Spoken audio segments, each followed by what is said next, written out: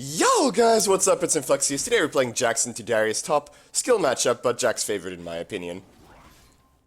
So level 1, what you want to do is avoid Darius' Qs while trying to get into his melee range to land a good E trade onto him. So that he Qs the minions and tries to Q us, we back off, we dodge it. Now we have full lane prior, right? He can't walk into our melee range, we'll take a really good E trade onto him. So now we can just get our lane shove and get that level 2 first. Once you hit level 2, you have your Q. Then anytime he tries to Q you, you can just Q onto him, and then that'll let you dodge the outer ring of his Q, which is pretty much the only thing you need to dodge in his Q. So we go for a quick trade here, we back out. In case he went E, we don't want him to be able to E us back in and then start stacking on us. So we're just waiting for our E to come back up. We jump in on him because he Qs us, or tries to Q us. Get a bit creep blocked so we can't trade autos there. Here he melee ranges us when we have our E up, and that forces his flash. And he needed to flash there because we could have just all in there and just murdered him. Here, he just used his Q so we can just trade on him there with our level advantage. Now we're looking to dive him, right? He is low on health. He's level 2. I could jump on him right now and kill him, right? But I want to get as many of these minions as possible. But we need to dive him before he hits 3, because as soon as he gets his E, we can't dive him anymore if he has his E up, right? However, he immediately uses it. And we just, just trade 1 for 1. And that's great, right? He loses all those minions and we go 1 for 1. Perfect stuff. And Karthus was topside, so now he can't gank us because, we already traded the 1 for 1.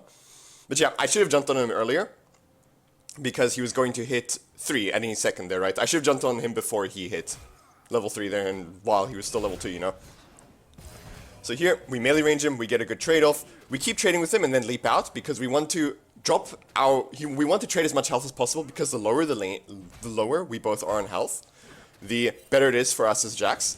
Because Darius needs time to stack his passive, and the lower you both are, the less time he has to stack it, right? Because the fight will be over sooner. Now, you can't really ever jump onto Darius unless his Q is on cooldown, or his E is on cooldown and your E is up.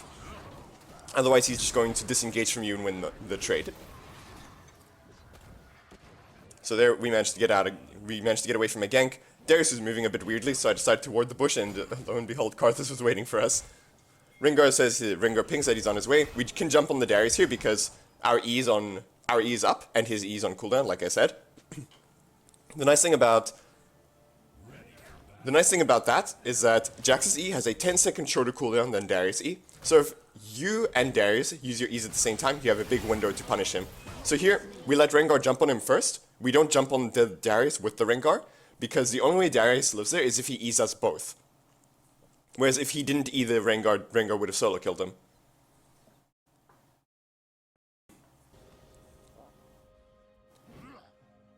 So, I went Corrupting Potion because I'm trying a new rune page with Mana Flow Band and Transcendence, which scales pretty well and feels pretty good. But the downside to it is that you need some sort of mana sustain in lane as Jax. Otherwise, you just permanently right? And that's what the Corrupting Potion is for. If you guys want a more standardized rune page, you guys can run this, or run it with D-Shield if you want. But I generally ran it with Dorn's Blade. So now we're level 6, but I don't really want to jump on the Darius because he can just disengage really easily if we Q onto him, because he'll just EQ us. That's the thing, usually you want to Q Darius whenever he tries to Q you, to dodge his Q. But if he EQs, he can guaranteed land the Q on you, because the ECCs you for long enough.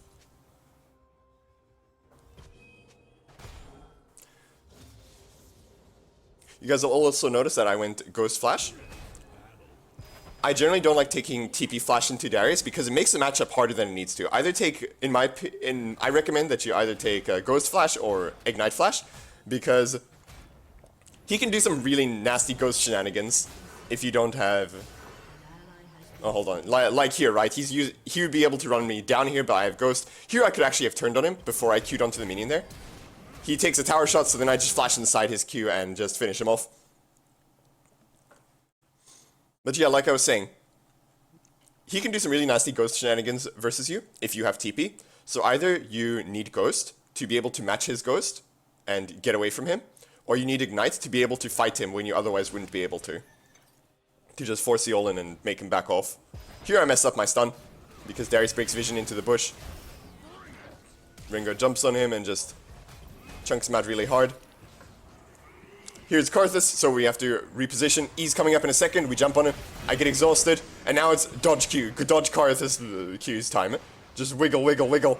Darius tries to Q me, oh. If Darius landed that Q, he just ults and then I just freaking die. Rengar's about to give Darius the top lane treatment here. Really, really enjoyable time for this Darius, guaranteed. For sure, for sure. So now we can shove one more wave here. We have our Divine Thunder, we can recall. Get our Power Spike here. The other nice thing about this matchup is that you do outscale the Darius. So it's just a bad matchup in my opinion for him. So we shove the wave in here. We see Darius actually starting the Herald here. Yone comes in, but we're so strong. We have our Divine Thunder, right? We can just land the double stun, land the ult. Darius ghosts. I could ghost to secure the kill. I thought maybe I'd be able to kill him without the ghost, but I decided not to ghost for him there because I don't really feel like I feel like I'd rather have my ghost than kill the Darius at that point, honestly. We drop the Herald here, we secure the tower. Now we can recall, get our Plated Steel Caps and start working towards our Frozen Heart. I'm going Plated Steel Caps this game because they have Yone and Twitch, which are two very auto attack based champions. And then the Plated Steel Caps is also just solid into Darius as well.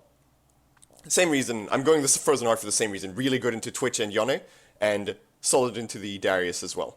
Here we saw Darius moving in from the mid lane, so we decided to go into the jungle to cut him off. We get his E and we chunk him out. So now we can look to dive him as soon as our E comes back up. Just walk in, melee range him, jump onto him to dodge his Q, and just finish him off. Karthus shows up, we have to flash to not take a tower shot. Now it's just a matter of quick stepping to dodge the, just side stepping to dodge the Qs. We force Karthus to get off of us. Yeah, just shove the next wave recall. Yeah, worked out pretty well. We got the Darius, we survived the Karthus. We lost both of our summons for it though, but we had a big shutdown, so we didn't want to feed that to Karthus. Here we saw Yone moving into our Raptors, and here I'm just like, you know, I'm perfectly happy to gank for the Nautilus, because Nautilus has so much CC, right? Like, he's just going to lock down anybody that that we're ganking for, right? And he gets a double kill off that, so Nautilus is just, you know, rich off that. We force this tower. Karthus defends the first wave, but we just keep coming at it. We want that tower. Finish the Frozen Heart, start working towards our Anathemas. So, the reason why I'm going Anathemas this game is because they only have one AP threat, right? If they only have one AP threat, you can just build Anathemas. Instead of building MR, you can just build Anathemas. And then stick that on their AP threat, and then it works as pseudo MR, right?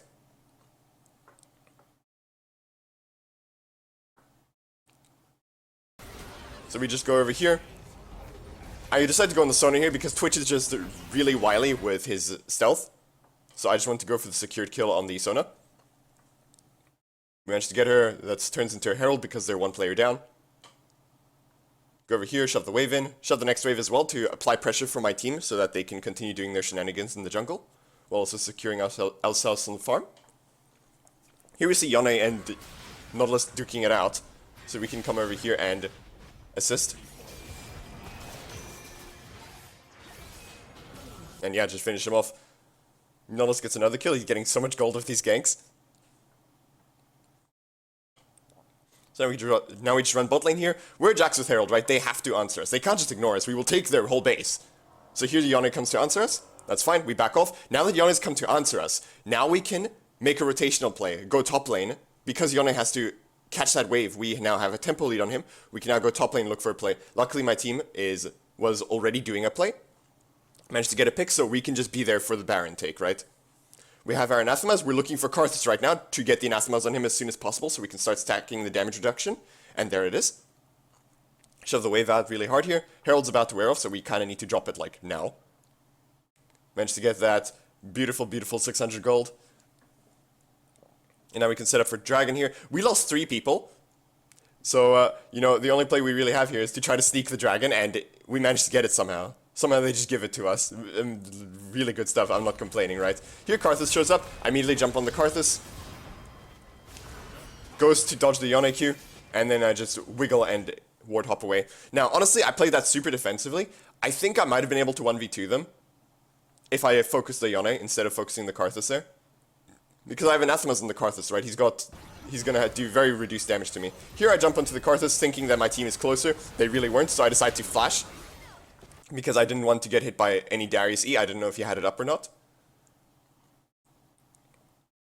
We shove the next wave in here. Get the tower.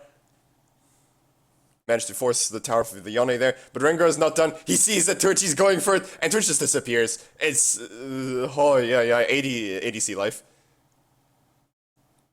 Oh, cripes. And yeah, just finish off the Yone there. Get 300 gold. Man. Oh, man, oh, man. Now we get to get some... Now we get to get camps. I love taking camps from the enemy team, by the way, on the way out.